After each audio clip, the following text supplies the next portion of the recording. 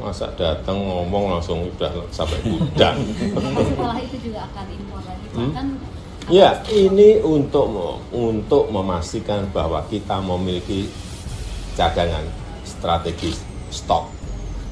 Harus untuk menjaga agar tidak terjadi kenaikan. Karena memang produksi pasti turun karena El Nino. Tiba-tiba di bulan Maret memutuskan impor 2 juta ton. Bisa dibayangkan, setelah 2 juta ton, kemudian di sekitar bulan Mei, Menteri Perdagangan menandatangani kontrak impor dari India di luar yang 2 juta ton tersebut, 1 juta ton. Jadi ini kan kebijakan yang barangkali kurang begitu tepat karena tidak berdasarkan dengan data yang akurat. Kan yang tidak tepat seperti itu yang paling dirugikan siapa? Yang paling dirugikan sudah barang tentu sedulur tani. Jadi terkait dengan lumbung pangan ini memang hanya beberapa saja yang gagal.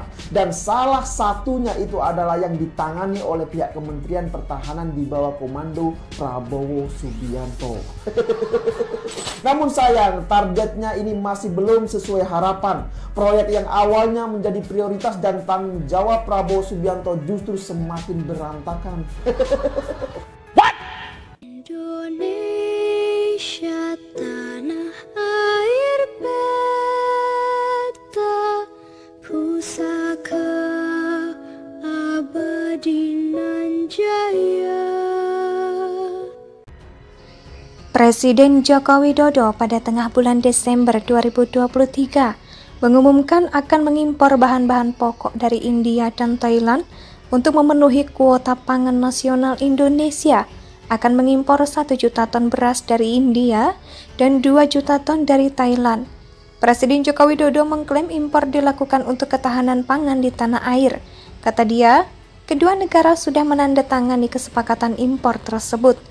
Jika realisasi maka total impor beras 2023 tembus 3,5 juta ton atau tertinggi dalam 2 dekade terakhir. Sebelumnya, pakar pertanian dari Institut Pertanian Bogor (IPB) Dwi Andrea Santosa mempertanyakan rencana pemerintah yang mau mengimpor 5 juta ton beras di tahun depan. Menurut Andreas, kebijakan impor dengan alasan produksi beras dalam negeri menurun tidak sesuai dengan data yang diterbitkan oleh pemerintah sendiri. Andreas menuding pemerintah tidak paham tentang kondisi pemberasan. Dalam negeri, Andreas mengatakan, jika impor terus berlangsung hingga tahun depan, maka akan berdampak buruk bagi kelangsungan kesejahteraan petani Indonesia. Dari sini kita bisa mengetahui dengan jelas bahwa program-program food estate yang dipercayakan oleh Presiden Jokowi kepada Menhan Prabowo adalah gagal total dan hancur lebur berantakan. Kita melihat bagaimana Jawa Tengah justru mengalami perbaikan di dalam hasil pangan setelah Ganjar memimpin daerah itu 10 tahun yang lalu. Ganjar berhasil menjadikan Jawa Tengah sebagai lumbung pangan nasional untuk menyediakan beras-beras dan bahan pokok yang baik, digunakan dalam daerah ataupun luar daerah dengan impor beras untuk kuota nasional. Kita melihat bagaimana justru Presiden Jokowi sedang menampar kinerja buruk dari Capres nomor urut 2 dan anaknya sendiri, yang merupakan Cawapres nomor urut 2 juga. Prabowo dilahirkan untuk gagal karena memang dia tidak akan pernah bisa mengelola setiap apa yang dipercayakan kepadanya. Dikasih jabatan militer malah disalahgunakan, sampai harus dipecat. Dikasih jabatan ketua umum malah menggunakan partai untuk menyebarkan hoaks dan isu-isu miring kepada Presiden Jokowi, dan yang terakhir, dikasih jabatan menteri malah gagal melakukan program-program yang seharusnya bisa dikerjakan dengan mudah. Jelas saja Jokowi sampai harus impor 3 juta ton beras, padahal dulunya gembar-gembor food estate akan menyelesaikan masalah ini. Kalau saya jadi Menteri Pertahanan untuk dipercayakan untuk membangun food estate, saya pasti akan melakukannya dengan berhasil. Dan kalaupun gagal, hanya sekian persen kecil saja. Kegagalan Prabowo di dalam membangun food estate mengakibatkan Indonesia harus impor bahan pokok dari luar negeri sebanyak 3 juta ton beras. Kalau saya lihat dari berita yang ada dari sini, kita bisa mengetahui bahwa Prabowo itu memang produk gagal dari demokrasi. Presiden Joko Widodo pada tengah bulan Desember 2023 mengumumkan akan mengimpor bahan-bahan pokok dari India dan Thailand untuk memenuhi kuota pangan nasional Indonesia. Akan mengimpor 1 juta ton beras dari India dan 2 juta ton dari Thailand. Presiden Joko Widodo mengklaim impor dilakukan untuk ketahanan pangan di tanah air. Kata dia, kedua negara sudah menandatangani kesepakatan impor tersebut. Jika realisasi maka total impor beras 2023 tembus 3,5 juta ton atau tertinggi dalam 2 dekade terakhir. Sebelumnya, pakar pertanian dari Institut Pertanian Bogor IPB Dwi Andrea Santosa mempertanyakan rencana pemerintah yang mau mengimpor 5 juta ton beras di tahun depan.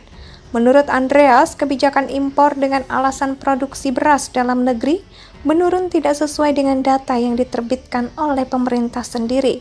Andreas menuding pemerintah tidak paham tentang kondisi pemberasan. Dalam negeri, Andreas mengatakan, jika impor terus berlangsung hingga tahun depan, maka akan berdampak buruk bagi kelangsungan kesejahteraan petani Indonesia. Dari sini kita bisa mengetahui dengan jelas bahwa program-program food estate yang dipercayakan oleh Presiden Jokowi kepada Menhan Prabowo adalah gagal total dan hancur lebur berantakan. Kita melihat bagaimana Jawa Tengah justru mengalami perbaikan di dalam hasil pangan setelah Ganjar memimpin daerah itu 10 tahun yang lalu. Ganjar berhasil menjadikan Jawa Tengah sebagai lumbung pangan nasional untuk menyediakan beras-beras dan bahan pokok yang baik, digunakan dalam daerah ataupun luar daerah dengan impor beras untuk kuota nasional.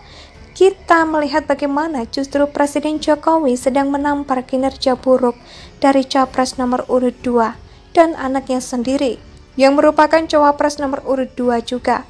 Prabowo dilahirkan untuk gagal karena memang dia tidak akan pernah bisa mengelola setiap apa yang dipercayakan kepadanya. Dikasih jabatan militer malah disalahgunakan, sampai harus dipecat.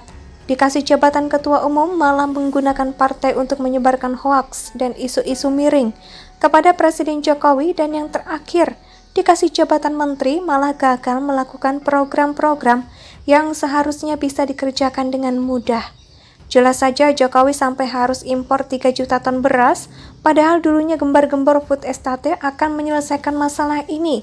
Kalau saya jadi Menteri Pertahanan untuk dipercayakan untuk membangun food estate, saya pasti akan melakukannya dengan berhasil. Dan kalaupun gagal, hanya sekian persen kecil saja.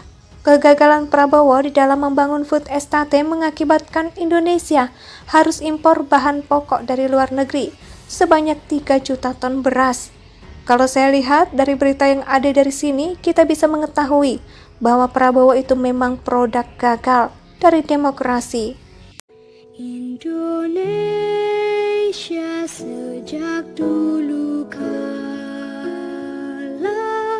tetap dipuja-puja bangsa.